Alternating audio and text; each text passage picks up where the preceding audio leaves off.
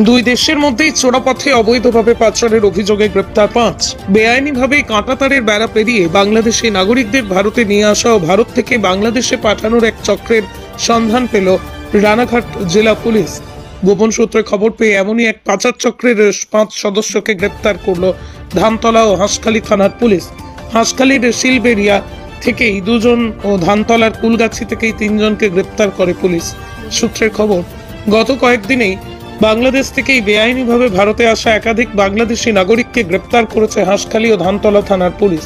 কিভাবে তারা ভারতে এসেছিল তা জানতেই তদন্ত শুরু করে পুলিশ। জানতে পারে ধানতলা হাঁসখালী থানা এলাকার ভারত বাংলাদেশ সীমানায় সক্রিয় রয়েছে একটি পাচার চক্র, যারা বেআইনিভাবেই চোরাপথে বাংলাদেশ থেকে ভারতে আসা, ভারত থেকে বাংলাদেশে যাওয়া মানুষদের মিডলম্যান হিসেবে কাজ করে।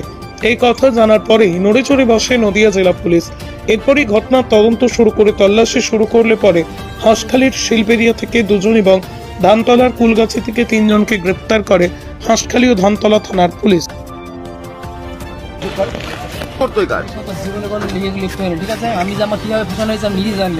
তোমাকে পুলিশ ফাঁসালো?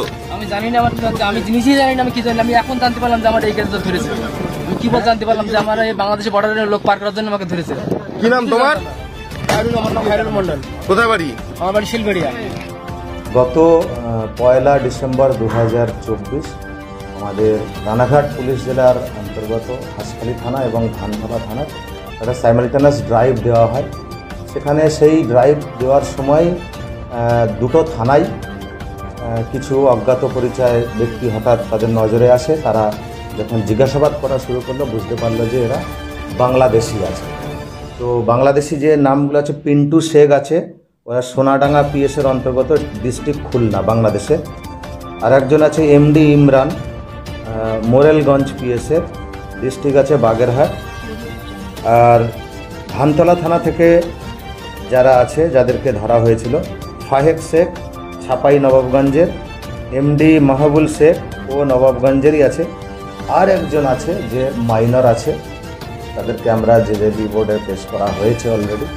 বাকিদের আমরা অলরেডি 14 ফরেনার্স অ্যাক্টে আমরা ফরওয়ার্ড করে দিয়েছি।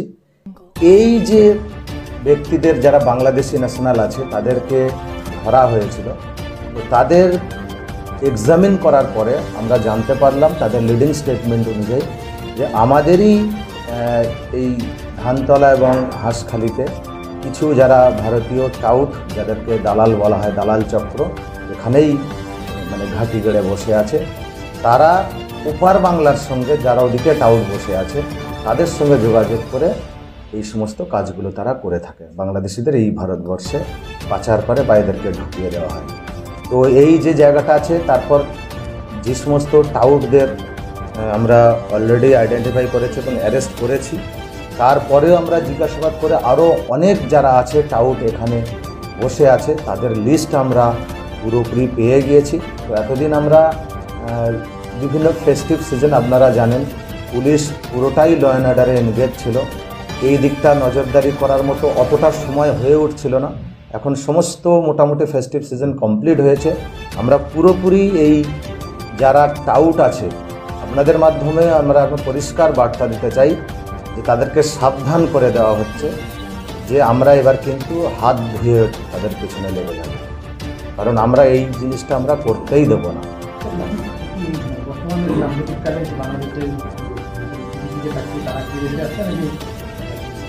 না, এটা এইরকম কোনো কিছু আপাতত আমরা দেখতে পাইনি। তার কারণ যাদের নাম বললাম তারা একটি বিশেষ সম্প্রদায়ভুক্ত। তো সেই জন্য তাদের কথাবার্তা অনুযায়ী যেটা বুঝেছি, তারা আসছে মেন কাজের জন্য। মানে তাদের কথা অনুযায়ী, এটা হচ্ছে যে সমস্ত অভিযুক্ত ধরা পড়েছে তাদের কথা অনুযায়ী, যে বাংলাদেশের যে পরিস্থিতি, ওখানে কাজের পরিসর অনেক কমে গিয়েছে এবং অশান্ত আছে।